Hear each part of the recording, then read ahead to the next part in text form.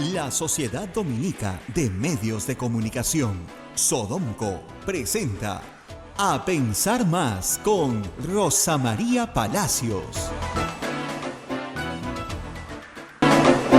Muy buenos días, señoras y señores. Bienvenidos a Pensar Más a través de las emisoras de la Sociedad Dominica de Medios de Comunicación. En Lima estamos con Radio Santa Rosa, Chimbote Radio Santo Domingo, RSD, Arequipa Radio San Martín, Cusco Radio Veritas, Ucayali Radio Cepagua, La Convención Radio Quiabamba, Puerto Maldonado, Radio Madre de Dios. Son las emisoras dominicas del Perú, son las emisoras de Sodomco. También se une a otras redes de radios como Huánuco, está Radio Huánuco, Ayacucho Radio La Voz de Ayacucho, Puno Radio Pública y Radio La Decana, y en Juliaca Radio San Valentín.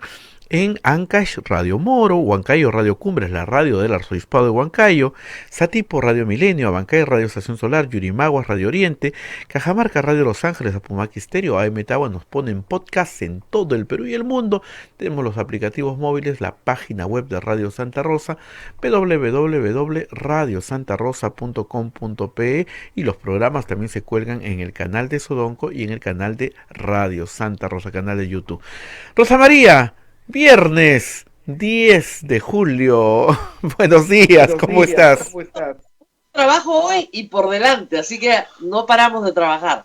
Pero sí, felizmente es viernes, un viernes gris, de esos de Lima, donde el cielo se pone blanco, blanco, blanco, y hace mucho frío. Se supone que la temperatura va a bajar a 15 grados.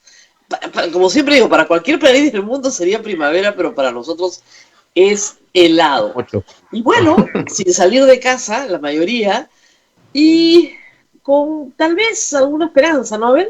De que los pleitos entre los poderes del Estado cesen.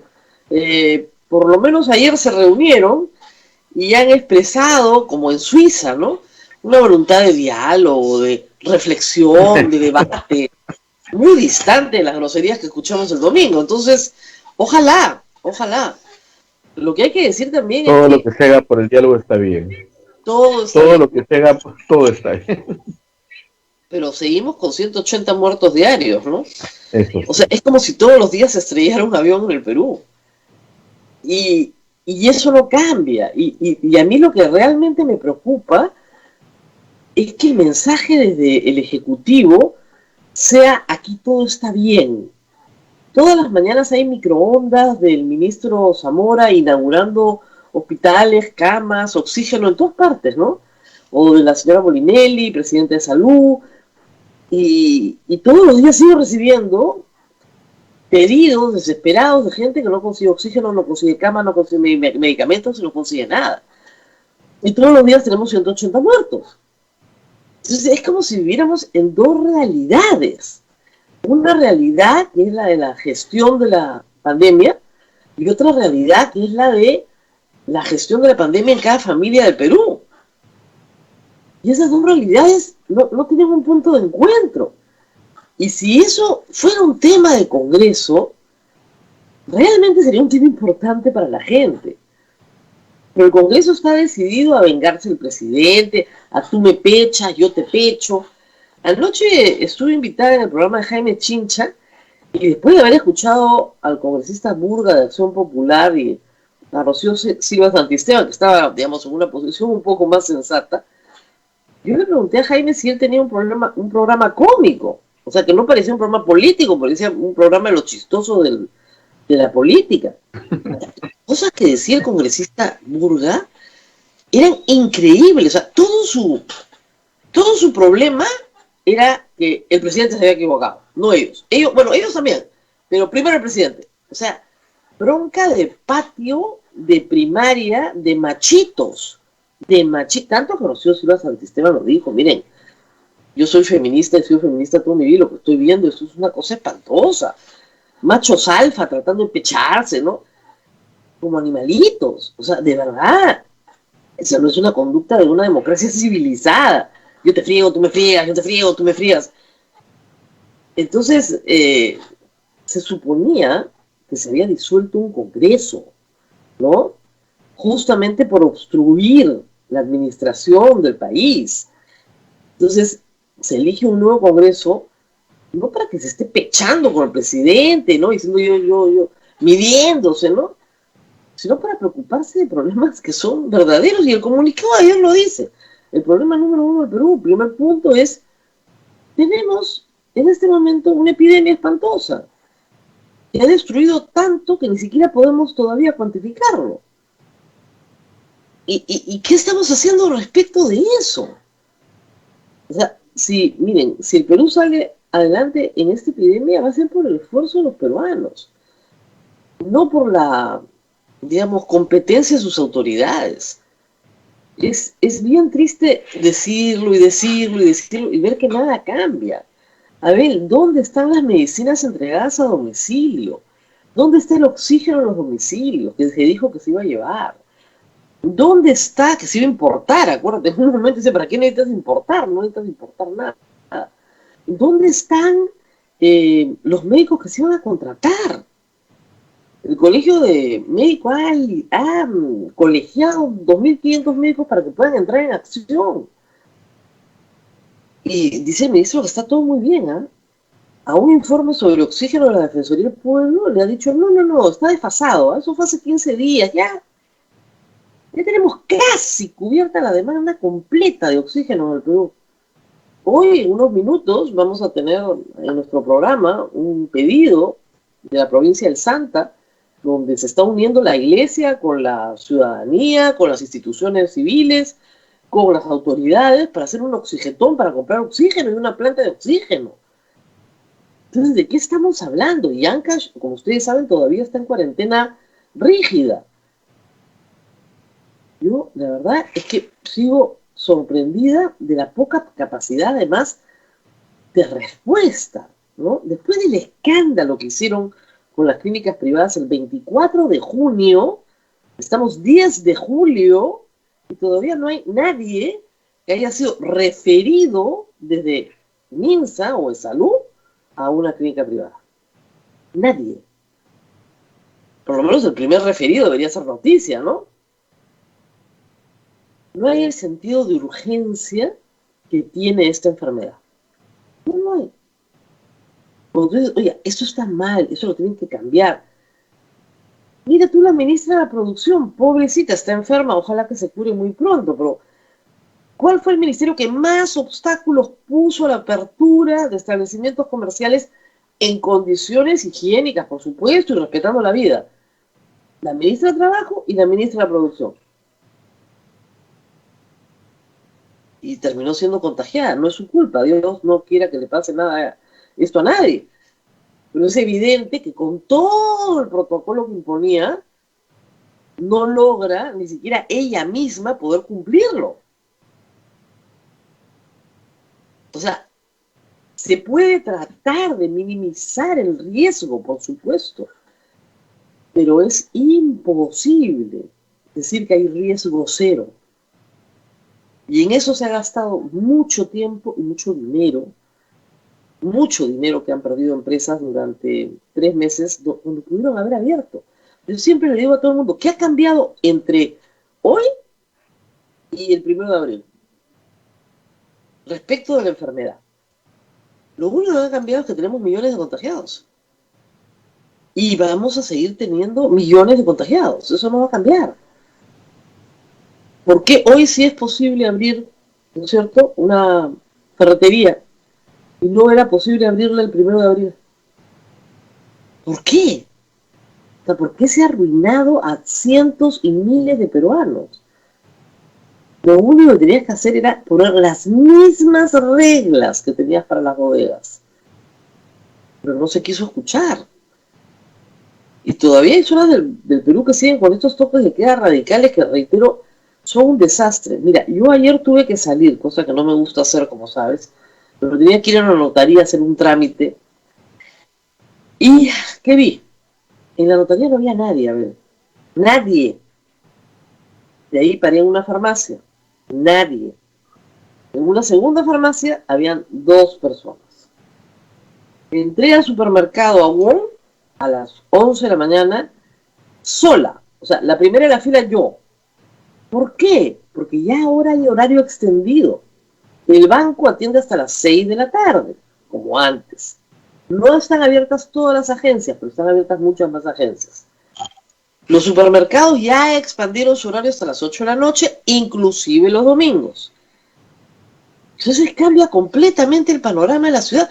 Ya no hay aglomeración en ninguna parte. Y la mayoría de la gente que puede hacerlo, se queda en su casa. Los niños, los jóvenes, los adultos mayores, los que hacemos teletrabajo, todos en casa. Y hay que decirlo, millones de peruanos que se han quedado sin trabajo. Y que no son personas que están en el mundo del comercio ambulatorio y que puedan salir a ganarse la vida de esa manera. Que no tienen un carro para hacer taxi tampoco. Se han quedado en su casa. Esperando que las condiciones cambien y que en los próximos meses los puedan recontratar. Entonces las calles no están repletas de gente. Hay gente, claro que sí. Pero no es el tráfico normal, ¿no es cierto? Porque ayer jueves de mediodía.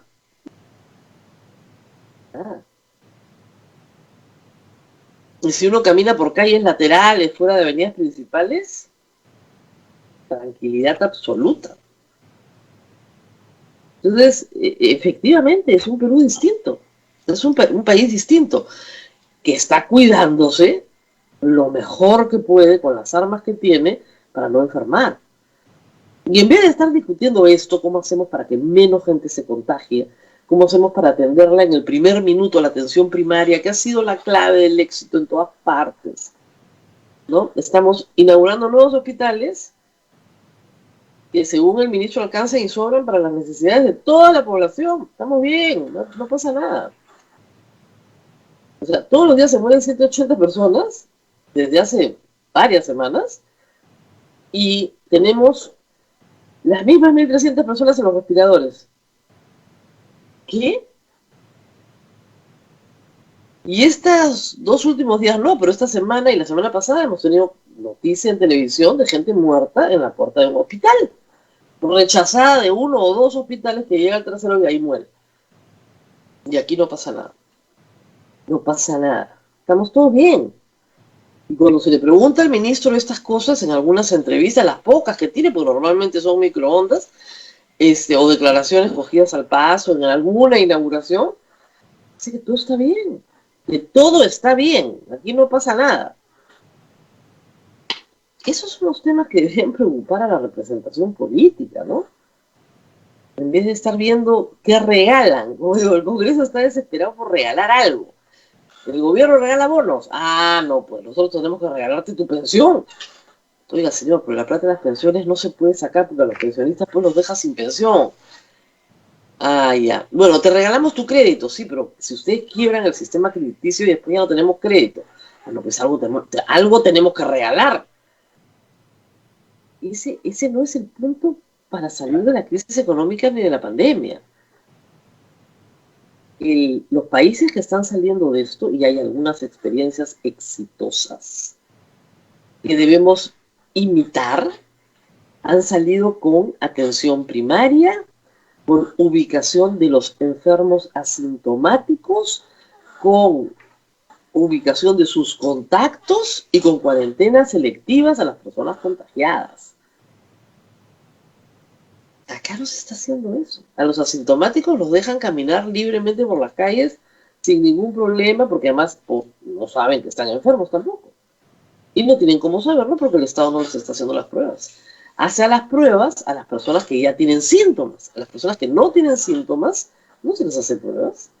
Y las personas que ya tienen síntomas, muy bien, si se le hace prueba a una persona que tiene síntomas, se le tiene que hacer prueba a todo su entorno. En algunos casos sí se hace, pero en muchos casos no se hace nada. A ver, ya aburrimos, ¿no? Porque la verdad es que esta conversación la hemos tenido en abril, en mayo, en junio. Estamos en julio. La misma conversación, una y otra vez y otra vez. El gobierno no escucha, no puede, no tiene, no lo sé. Y reacciona muy tarde. Así es, pero no es se demora mucho en reaccionar. Mira, su primera reacción fue ejemplar. El 15 de marzo, ejemplar. Los primeros en entrar en cuarentena rígida en América Latina por 15 días. Ese fue el plan. Ya, por un mes. Hasta que la gente se acostumbre a usar la mascarilla, perfecto, ya. todo lo demás, a partir de ahí, todo lo demás fue un desastre. Muy malas decisiones. Y la gente se dice, si hemos sacrificado todo, hemos sacrificado la educación, hemos sacrificado la economía familiar, ¿por qué se está muriendo la gente alrededor nuestro si lo hemos hecho todo? Todo lo que nos han dicho lo hemos hecho. ¿Por qué se sigue muriendo la gente? Porque hay cosas que tenían que hacerse y no se han hecho. Y no se han explicado correctamente. Hay otras que es cierto, hay una evolución, ¿no? Ayer la Organización Mundial de la Salud ha dicho que cabe la posibilidad, todavía no lo sabe, que el aerosol del cuerpo humano, digamos, lo que tú emanas, tu exhalación, ¿cierto?, pueda quedarse suspendida en el aire y contagiar, en una habitación cerrada. Pero todavía no lo saben, entonces recomiendan que no se reúnan coros, por ejemplo, ni que estés en un gimnasio, obvio. Pero acá no tenemos ni coros ni gimnasios, así que para las condiciones en las que estamos viviendo no es una novedad. Pero sí, por ejemplo, eso no tendrías cómo saberlo hasta que no haya una investigación. Muchas cosas ya se saben, otras no se saben. Entonces, es evidente que pueden haber cambios en la política pública.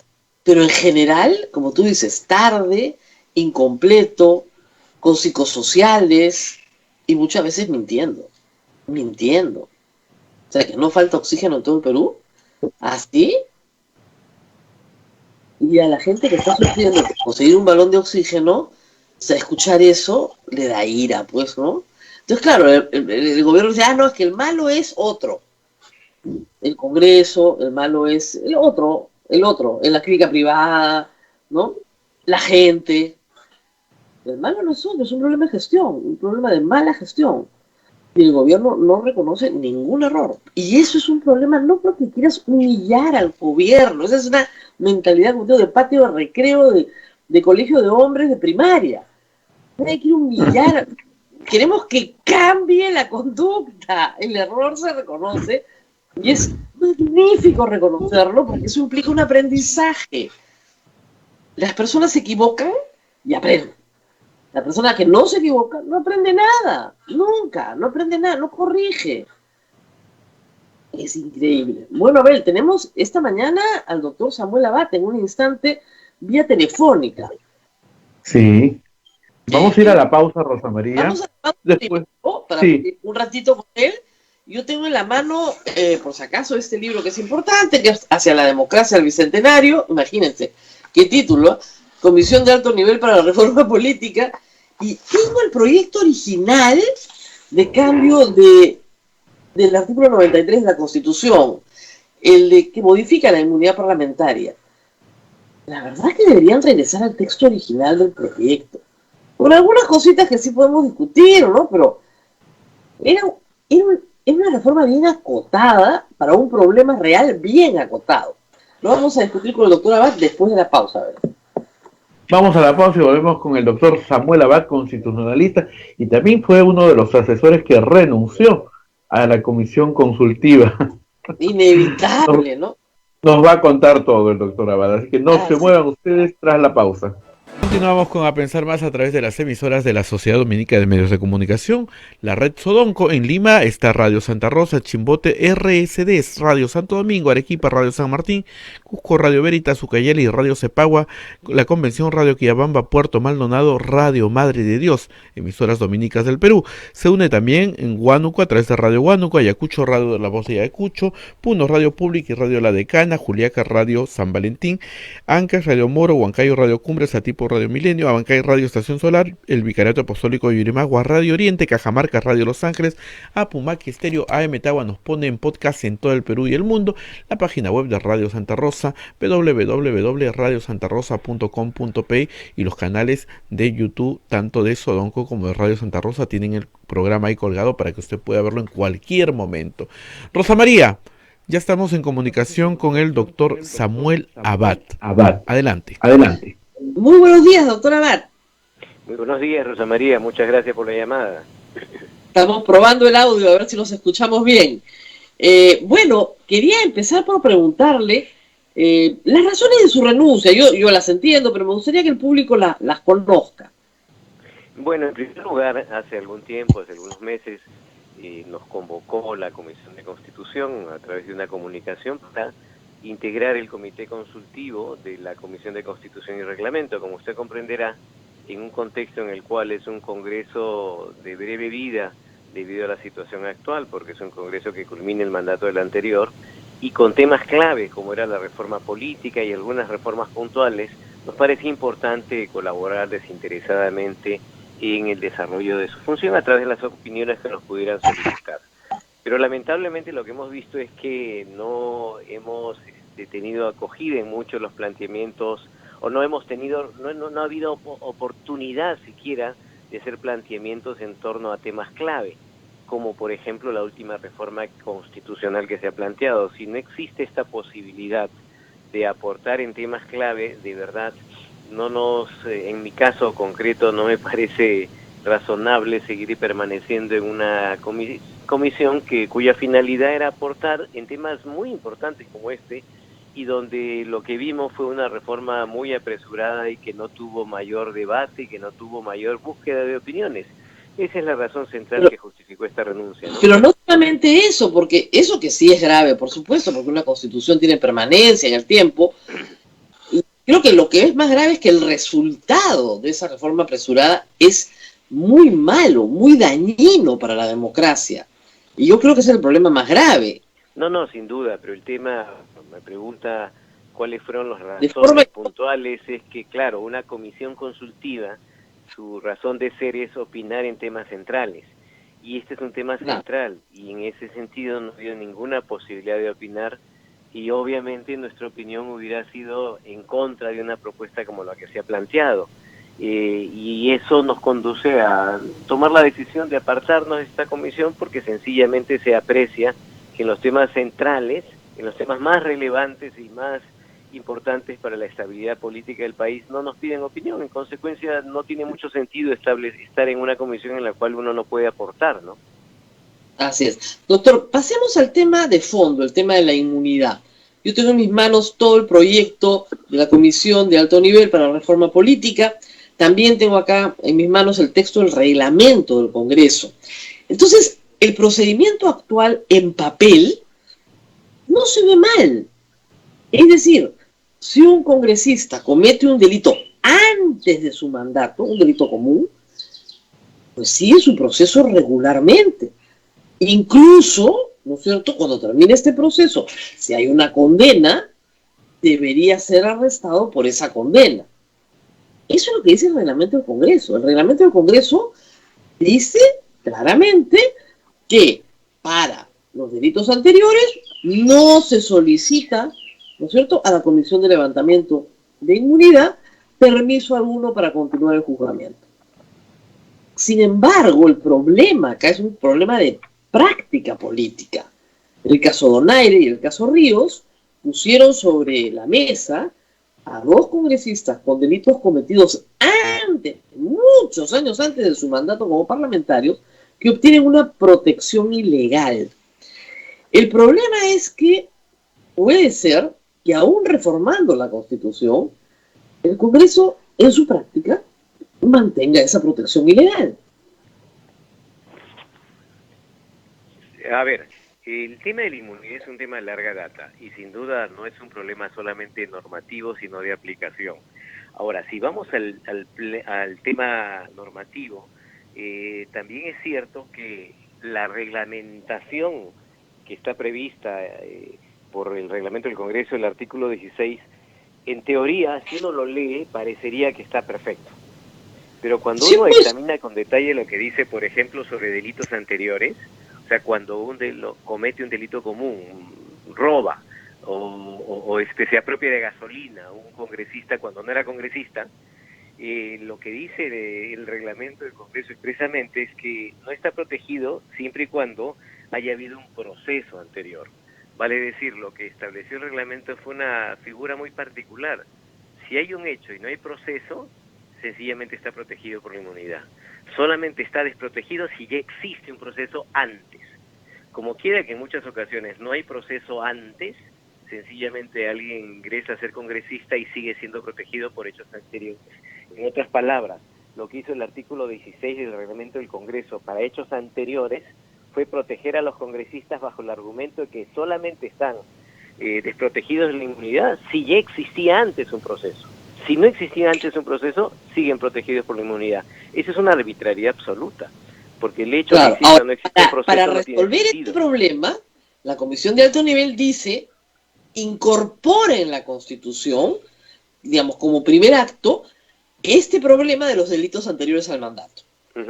La Comisión Chejade, para ellos el problema no existe, desaparece. Entonces, el primer problema son los delitos anteriores. Segundo problema es delito común cometido en el ejercicio del mandato.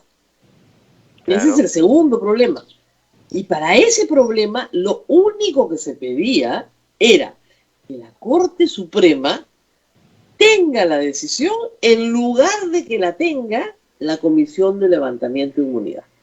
Nada más, esa era toda la reforma. La final, ¿no? Es bien sencillo en realidad. Nada más. Ya, de repente alguien dice, no, que mejor la levante la Junta Nacional de Justicia, lo que fuera. ¿No se puede regresar a una reforma así de sencilla y primigenia? Sí, claro, en realidad todo depende de voluntad política, pero además creo que para la opinión pública es clave tomar nota del nivel de protección que tienen los congresistas. Los congresistas tienen dos niveles de protección hoy día. Cuando cometen un delito común y cuando cometen un delito en ejercicio de las funciones. Si cometen un delito común, mata a su esposa, por ejemplo, feminicidio, durante el cargo de congresista, no puede ser procesado ni detenido salvo que lo autorice el Congreso. Es decir, cuando hay un delito común, feminicidio, está protegido por la inmunidad parlamentaria. Esa es la inmunidad. Delitos comunes solamente se le procesa o se le detiene si lo autoriza el Congreso. En cambio, también está protegido si se trata de un delito en ejercicio de la función. Por ejemplo, comete tráfico de influencias. El congresista, siendo congresista, comete tráfico de influencias, sigue estando protegido porque no va a ir al Poder Judicial salvo que le inicien el procedimiento del antejuicio. En consecuencia, el congresista está súper protegido. Lo único que se planteaba es que no tenía sentido esa protección por delitos comunes. O sea, no tiene sentido proteger a un feminicida.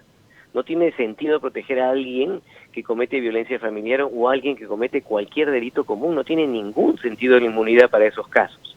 Para eso se decía, ve al Poder Judicial como cualquier persona porque la inmunidad es un privilegio. Y no se justifica ese privilegio cuando se trata de delitos comunes.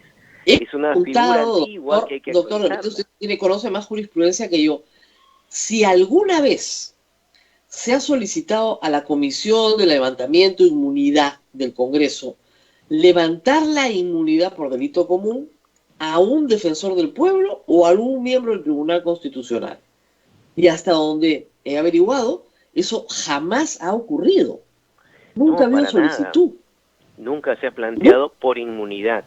Más bien sí se ha promovido acusaciones constitucionales, ¿no? Pero por inmunidad no se ha presentado. Pero por delito común, nunca.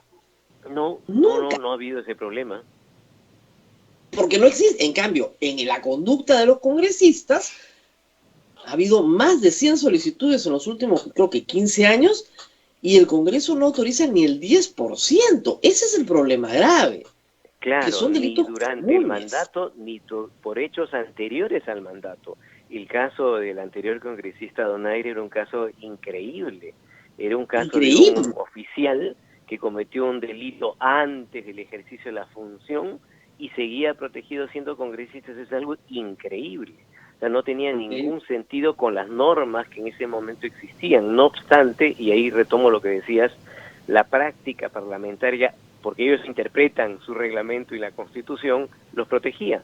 Por eso es que se planteó la necesidad de eliminar la inmunidad, porque en realidad cuando se plantea el debate de la inmunidad, ¿en qué consiste la inmunidad? Primero, delito común. Es el congresista protegido porque cometió un delito común. ¿Y en qué consiste la protección? Que solamente va al Poder Judicial o solamente es detenido si el Congreso lo autoriza. Es decir, la protección está en que sus propios pares permitan que vaya al Poder Judicial o que sea detenido. Cuando decimos que esto lo haga otro, en realidad le estamos quitando esa protección, en realidad le estamos quitando la inmunidad. Estamos haciendo que quien decida sea el Poder Judicial, ¿no? Ahora, para confundir más las cosas, estaban leyendo los antecedentes del siglo XIX la inmunidad era civil. Eso es una cosa muy curiosa. La persecución de tus adversarios políticos no era penal, porque a nadie se le ocurría acusarte penalmente, ¿no? Era sobre todo civil. No podían rematarte tus bienes, quitarte tu propiedad, quebrarte. ¿No? Tenía otra connotación la inmunidad. Ya en el siglo XX y luego en el siglo XXI es de carácter penal, ¿no? Pero Claro, es pero curioso que siempre ha habido una protección, porque siempre la política ha tenido este componente de persecución de tus enemigos. exacto. Pero no está, nadie se le ocurrió en el caso en el siglo XIX de que un congresista iba a robar un bien público. O sea, que se iba a robar la gasolina. No había gasolina en el siglo XIX, pero digamos, a eso voy. La evolución de esta institución, además, ha llevado a que en algunos países se elimine por Exacto, completo y en otros se cambie.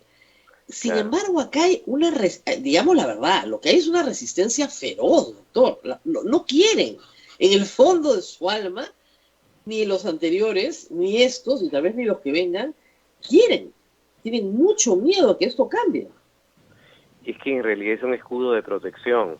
La finalidad histórica de la inmunidad, ¿cuál es? ¿Por qué aparece la inmunidad? Porque en realidad la inmunidad es un privilegio que lo tienen todos los congresistas. Cualquier persona no tiene ese privilegio. Cualquiera de nosotros nos denuncian, nos procesan y nos detienen sin autorización de Claro. nadie. Vamos directamente al Poder Judicial. O sea, ¿cuál es la razón de ser de la inmunidad? Históricamente nace la inmunidad, ¿por qué? Porque se pensaba que el Poder Judicial, dominado por el gobierno, podía detener a un congresista antes de realizar una votación, podía, deteniendo o procesando a los congresistas, cambiar la composición de las cámaras si detenía o procesaba a la mayoría parlamentaria o la oposición, y en consecuencia la desconfianza hacia un poder judicial instrumentalizado por el gobierno, por el monarca, generaba que se protejan los propios congresistas con la inmunidad para que ellos definan si van al Poder Judicial o no iban al Poder Judicial. Esta finalidad histórica hoy día no tiene sentido. Hoy día no tiene Así sentido es. porque el Poder Judicial no es un instrumento del gobierno. O sea, en una democracia donde todos son iguales, donde no hay privilegios, salvo que se justifiquen en ciertas circunstancias algunas diferencias, pero que no son privilegios, no tiene sentido la inmunidad. Sí tiene sentido el antejuicio, porque hay que proteger a los altos funcionarios por las actividades que en el ejercicio de función cometen, porque siempre va a haber personas que van a cuestionar judicialmente, van a tratar de pretender denunciarlos por cualquier cosa y no van a poder llevar a cabo su labor. Ahí sí Acá. tiene Entonces, sentido, pero por delitos habiendo comunes no tiene ningún antejuicio, sentido. claro, habiendo antejuicio por los delitos cometidos en el ejercicio de la función, ¿para qué la Comisión Chejade agrega un párrafo donde parece que estuvieran constitucionalizando el tráfico de influencias como conducta deseable en el caso de un congresista? O sea, lo que ellos dicen, no pueden ser juzgados por ningún órgano jurisdiccional. O sea, no es que les levanten, no. No pueden ser juzgados en sus labores de representación o sus labores legislativas. Entonces, si a un congresista le pagan una coima por su voto, de acuerdo a ese artículo, no puede ser procesado. Sin duda, esa parte del artículo 93 reformado en primera legislatura, de verdad ya no tiene nombre, no hay forma de calificarlo, es un absoluto absurdo y absolutamente una figura inconstitucional. ¿Qué han hecho acá?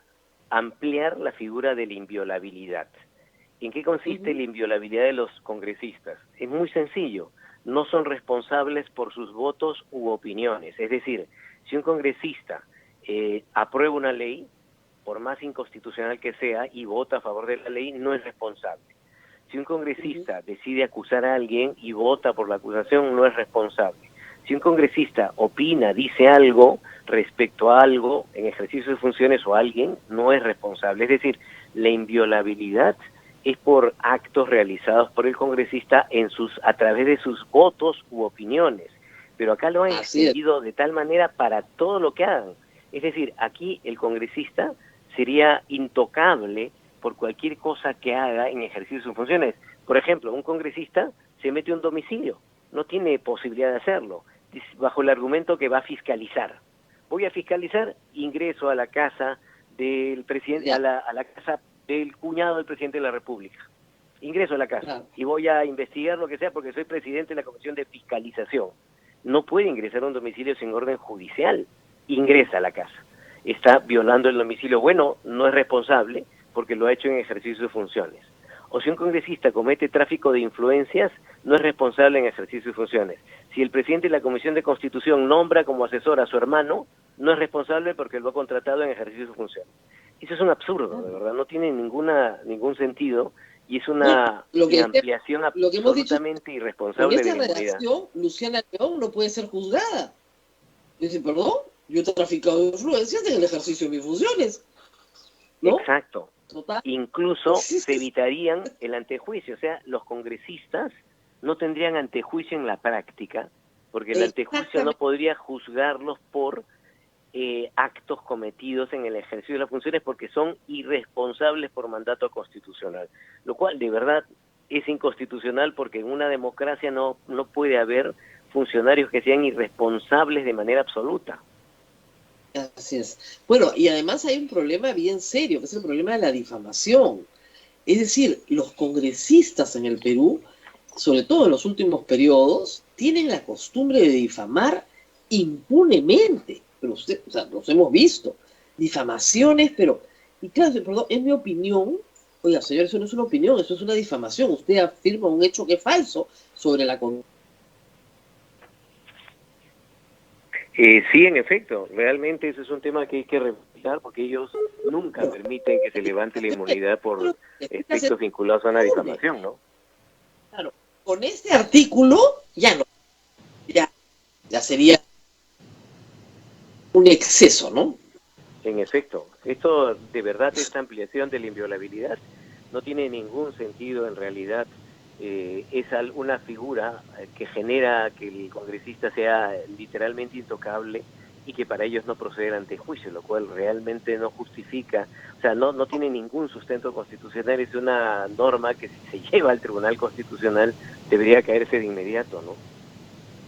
Claro, pero lo más curioso de todo esto además es que ellos se aumentan ese párrafo, pero al defensor y al tribunal les quitan el párrafo de la equivalencia con los congresistas, con los cuales los miembros del tribunal y el defensor no tienen nada y ellos aumentan su protección.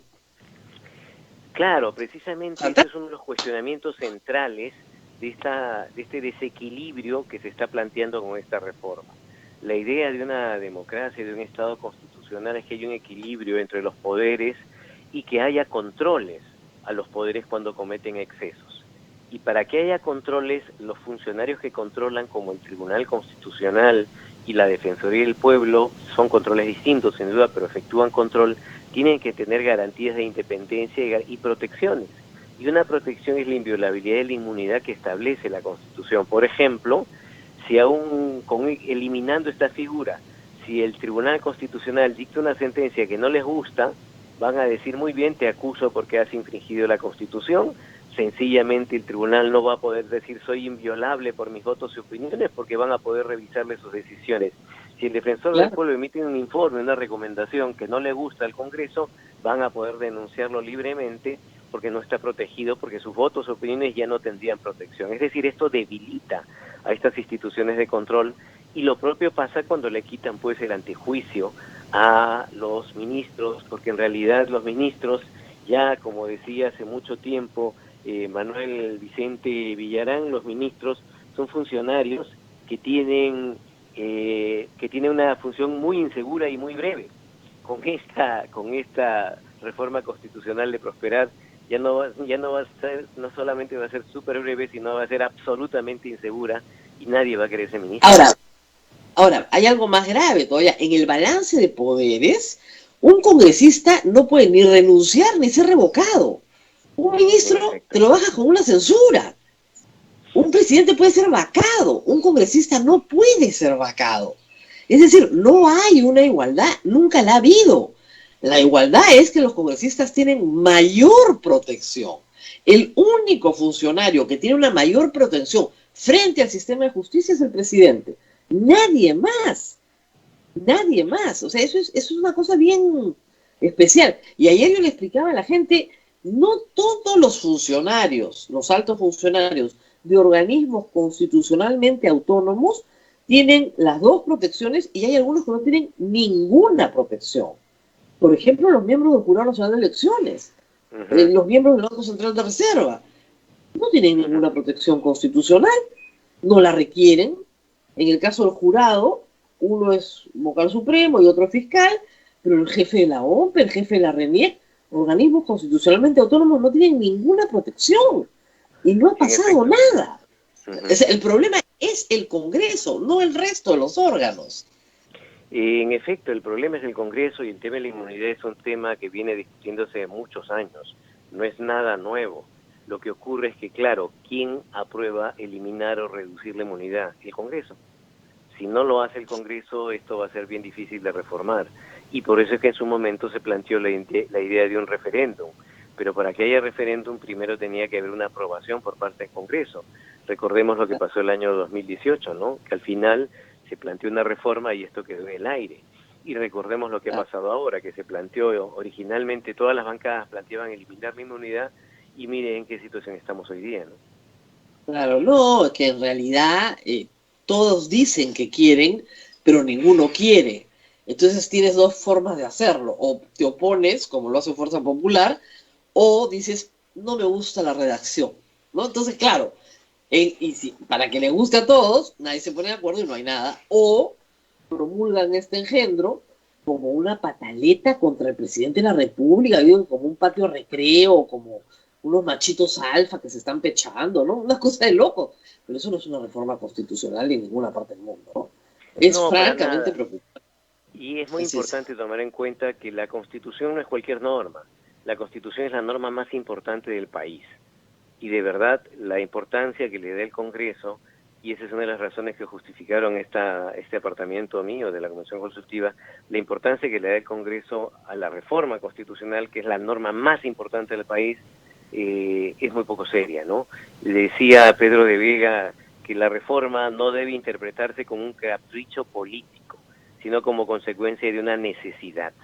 O sea, uno va a una reforma no por capricho político, sino porque es necesario hacerlo. Y es necesario hacer tal cosa. O sea, no reformo una constitución como si fuera una ley o un reglamento. ¿Cuál era la necesidad de reformar todo lo demás? Ninguna, no había ninguna necesidad de hacerlo. Lo único que sí era necesario era revisar la inmunidad.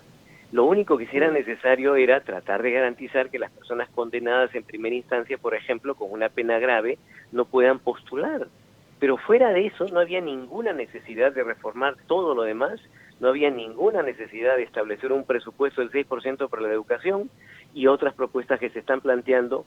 Y lo que estamos lamentablemente apreciando es que hay una inflación de propuestas de reforma constitucional. La reforma no se puede hacer de la noche a la mañana, se hace cuando es necesario y no puede ser un capricho político, repito, citando a Pedro de Vega, y lo que estamos apreciando lamentablemente es que se está presentando un conjunto de reformas constitucionales que no son coherentes, que no tienen una estructura, que no tienen un objetivo claro y que además no solamente no van a ser útiles, sino que van a perjudicar a la estabilidad democrática y al equilibrio de poderes en el país. No, y lo que es más grave, también hay que decirlo, hay varios proyectos de ley del Congreso que son francamente inconstitucionales. O sea, modificar contratos para este Congreso no significa absolutamente nada, a pesar de que está prohibido en la Constitución. O sea, no tienen realmente una asesoría constitucional. Falta esa asesoría constitucional. Como ha dicho el ministro de Educación muy educadamente, a los congresistas les falta documentarse. Entonces, votan iniciativas que pueden sonar bien. ¿Quién no quiere el 6% para la educación? Por supuesto, estupendo. Del PBI, además. Sí. Pero el congresista no tiene iniciativa de gasto, no tenemos gastos predeterminados en la Constitución. ¿Quién no quiere no pagar peaje? Pero estás violando contratos internacionales, Entonces, no advierten las consecuencias constitucionales de sus propios actos. Eso es bien serio, bien serio. Entonces, más bien, si el señor Chejade sale de esa comisión, yo me imagino que podrían convocarlos de nuevo, pero para que, digamos, haya una asesoría un poquito más fluida y permanente, y que la Comisión de Constitución también tenga opinión previa en proyectos que son manifiestamente inconstitucionales, como lo estamos viendo en estos meses, ¿no? Claro, porque al final todo esto genera un debate innecesario cuando hay otras prioridades en el país. Uno, cuando asumió esta función en la Comisión Consultiva, pensaba que el Congreso pues iba a tener una agenda básica. Es un Congreso de corta vida, con 3 legislaturas ordinarias muy pequeñas, donde lo que debía hacer prioritariamente era garantizar algunos cambios para permitir una reforma política de cara a las elecciones del 2021, ver el tema de la selección de los magistrados del Tribunal Constitucional y ver uno que otro aspecto, y suficiente para una agenda de trabajo de un Congreso de corta vida. Lamentablemente lo que estamos apreciando es que este Congreso está ingresando a temas que no le corresponden, no tiene competencia en materia presupuestaria. Pese a que no tiene competencia en materia presupuestaria, ha decidido poner porcentajes en la Constitución para determinados sectores, desnaturalizando todo lo que significa el presupuesto y generando una crisis económica mayor, afectando temas de pensiones, afectando temas de contratos, y lo que viene realizando en esta reforma constitucional en concreto es una situación muy irregular. Por eso creo que lo que también habría que ver es qué salidas hay, qué formas de resolver este problema habría. Ya existe una votación aprobada en la legislatura que culminó, y ahora viene el segundo momento donde habrá que ver cómo realizan esta situación. Hay fórmulas que podrían permitir que se apruebe algo sensato. Doctor, lo más práctico sería ponerlo a votar de una vez y que no se apruebe. Con lo cual puedes volver a empezar una nueva discusión más adelante. Pero si no lo ponen al voto, tendrías que guardar el proyecto hasta el próximo año, con lo cual ya la primera votación no tiene ningún sentido, porque necesitas 2 ordinarias. Ese es el otro camino. Sucesivas, además. Así es, por eso. Entonces, sucesivas ya no fueron, se acabó la posibilidad. Pero queda como una espada de Damocles, ese es el problema.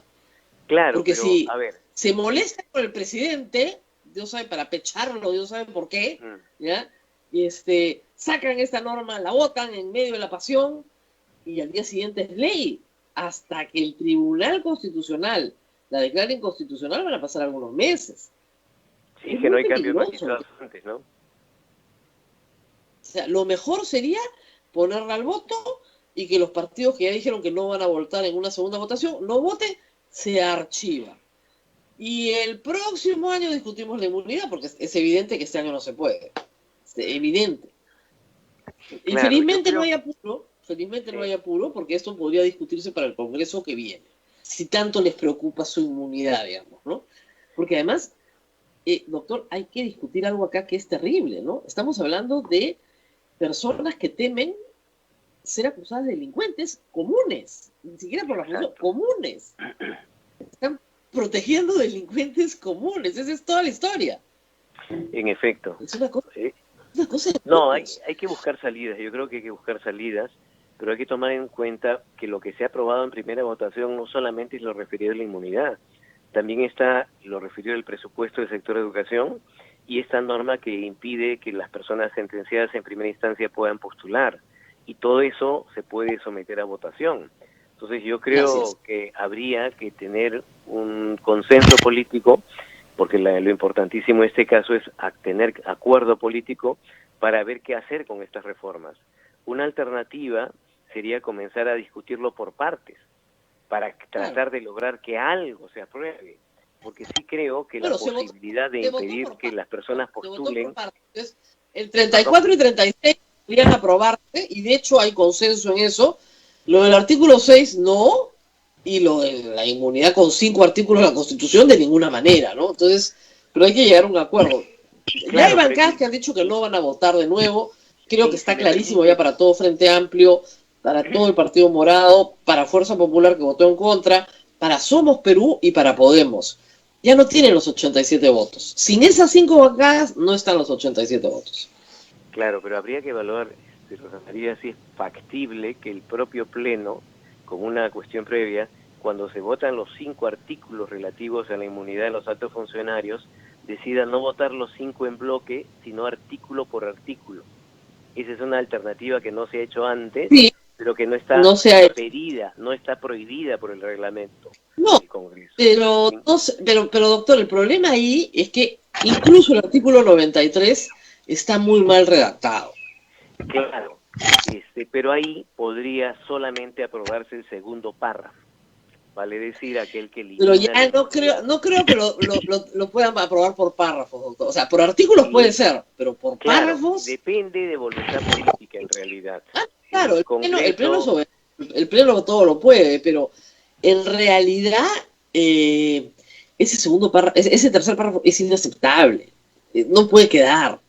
Es muy yo creo que malo. hay que evaluarlo, Y la verdad, ¿y por a qué? a Porque los congresistas les recordemos cómo se gustaba tanto originó porque sí esta estaba. propuesta. El sábado en la madrugada estaba. Claro, Estaba. recordemos cómo se elaboró esta propuesta. Esta propuesta se elaboró con una propuesta original y después fue cambiándose. O sea, es Sí, incoherente claro. que se plantee una propuesta inicial, luego se cambie y luego no se pueda volver a discutir eso de manera independiente. Pero en fin, es una posibilidad, pero todo depende de acuerdo político, de consenso político, no hay otra forma.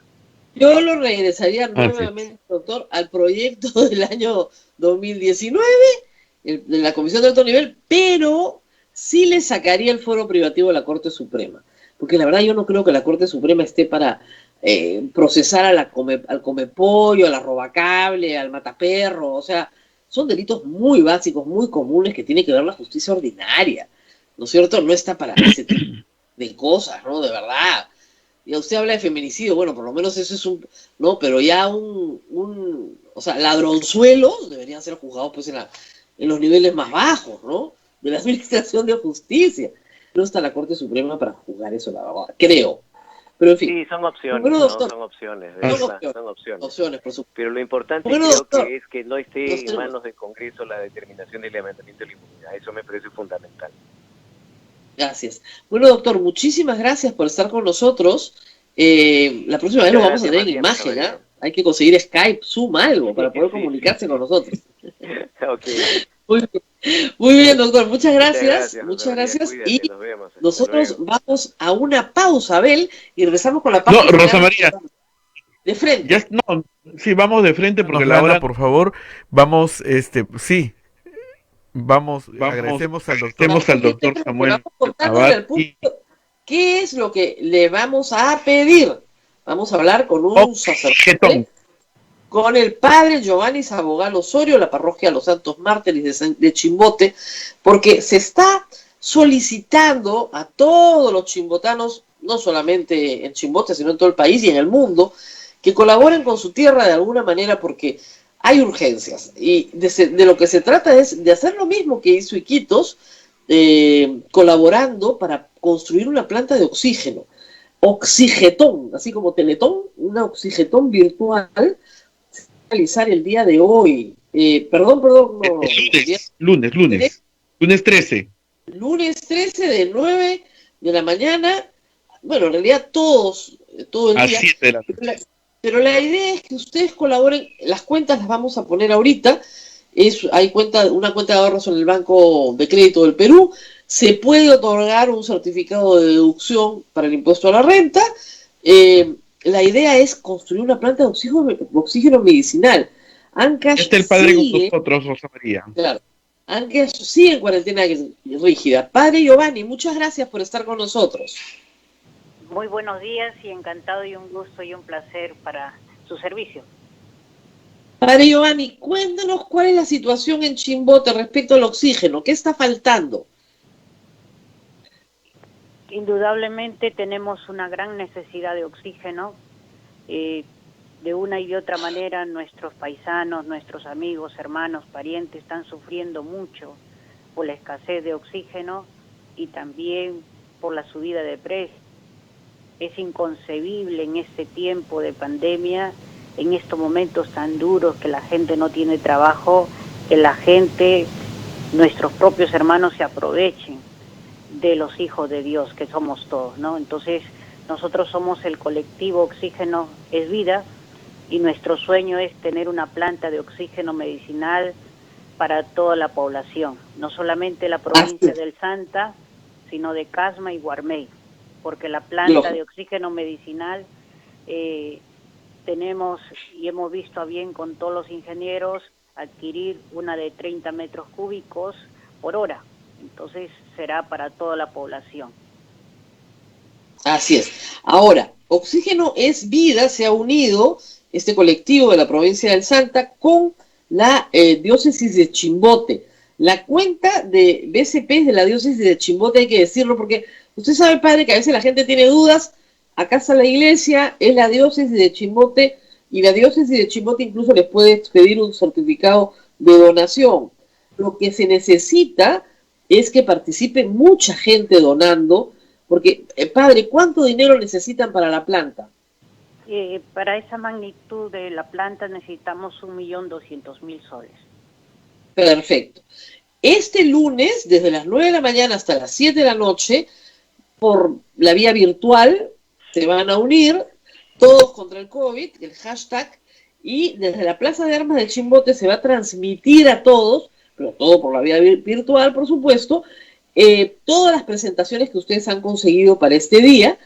Pero lo importante, además de que puedan pasar un momento animado, con la gente animándolos a donar, es que donen. Lo importante es que donen. 1.200.000 soles. Ahora, padre, en la zona de Chimbote hay empresas pesqueras, está la siderúrgica.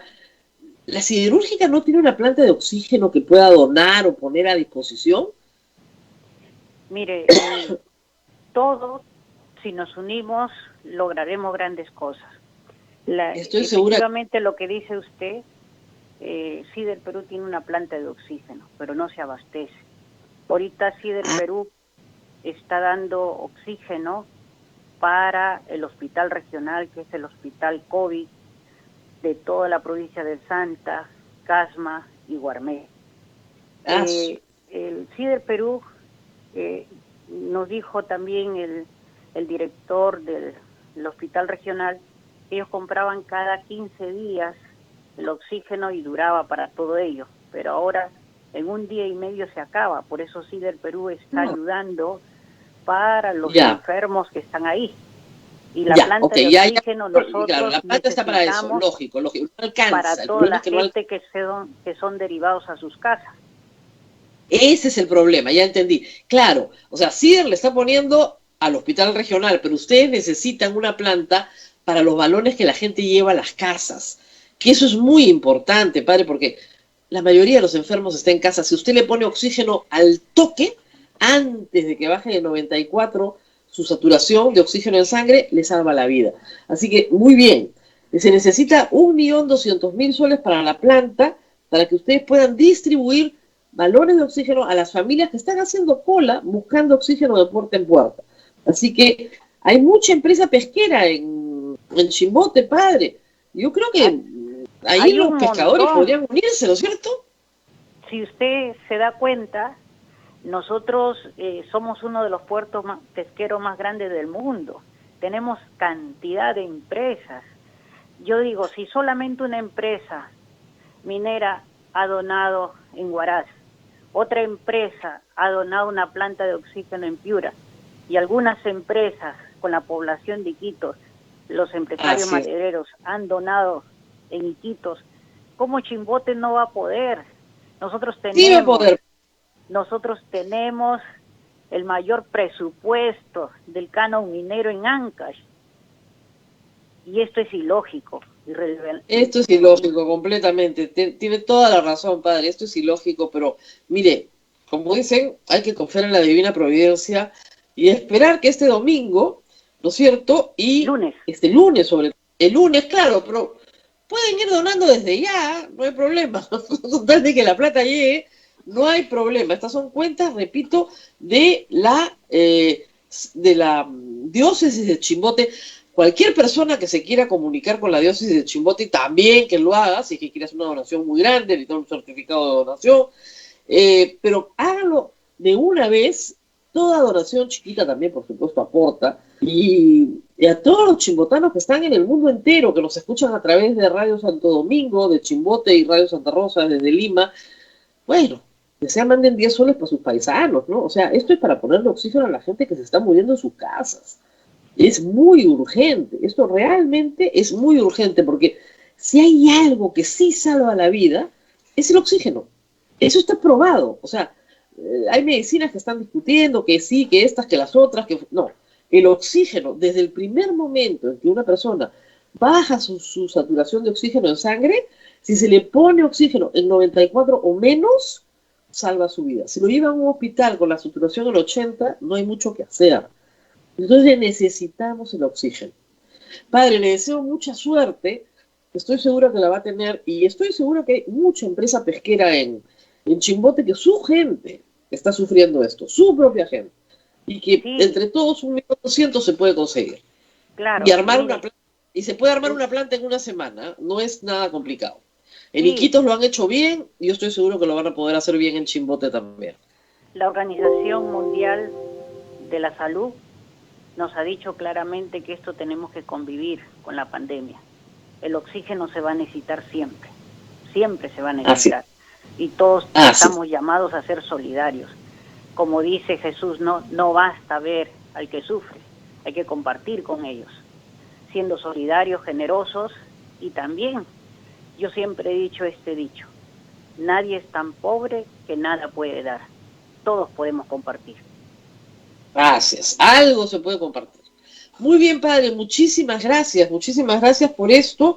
Gracias a nuestros colegas de Radio Santo Domingo de Chimbote que nos avisaron de esta oxigetón y esperemos, como digo, que todos los chimbotanos que están en el mundo entero, en el Perú entero, todos los ancayinos que están en el mundo entero, manden algo, pues, porque hay que poner, ahorita el Estado no llega, el ministro dice que hay para todos, pero no hay, pues, entonces hay que poner con urgencia, sobre todo a las personas que no llegan a los hospitales y que se están curando en su casa, necesitan urgentemente oxígeno las 24 horas del día, lamentablemente muchos días y a veces semanas, entonces se necesita una provisión de oxígeno que el Estado no tiene y que los particulares sí podemos armar, porque finalmente la materia prima se saca del ambiente. Entonces lo que necesitamos es la planta que, ¿no es cierto?, comprime este oxígeno y lo pone a disposición de la gente. Muy bien, padre, muchas gracias. Gracias, Abel. Nos vamos despidiendo porque el padre Luis Enrique nos está esperando para hacer la misa del Señor de la Justicia. ¿Abel? Sí, tengo que apretar el botón, siempre me olvido. El lunes es yo siempre tengo este miedo tecnológico, ¿no? De que de repente ya se fueron todos y yo sigo hablando. Muy bien. No, solamente recordarles que el lunes es la gran oxigetón virtual Respira Chimbote por una planta de oxígeno medicinal para la provincia del Santa. De 9 de la mañana a 7 de la noche en la Plaza de Armas, todo es vía virtual. Radio Santo Domingo, RSD va a transmitir, así es que pueden estarse conectando allá. Y bueno, solamente me dicen aquí que las pesqueras donen un poquito y ojalá que lo hagan, ¿no? Ojalá que lo hagan. Miren, se logró en Iquitos, se logró en un día.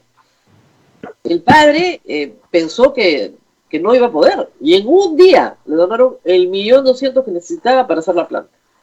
Y las mineras han puesto plantas por todas partes. En Guaraya pusieron una, en Piura la Fundación Romero ha puesto otra, en Chincha los agroexportadores han puesto otra. O sea, el sector privado está poniendo plantas de oxígeno y la Iglesia Católica en todas partes. El ministro dice que sobra, pero no, pues, no sobra. Entonces, hay que poner, porque ahí no va a llegar el Estado. Miren, si el hospital regional la provisión sale de CIR Perú ya. O sea, ya está CIR poniendo su planta a disposición del hospital regional. No alcanza. Se necesita mucho oxígeno. En estos casos se necesita mucho oxígeno y tenemos todavía, como dijo el padre, por delante meses con esta enfermedad y probablemente, lamentablemente, miles de enfermos más que necesitan el oxígeno. Esto es algo muy importante. Entonces, a todas las pesqueras que emplean tanta mano de obra en Chimbote, sus trabajadores, su gente, necesitan el oxígeno. Por el amor de Dios, no cuesta nada, ¿no? Miren, si 1 millón de personas dan un sol, arreglado el problema, ¿no? Yo creo que Ancash puede. Muy bien, listo, a ver. Sí.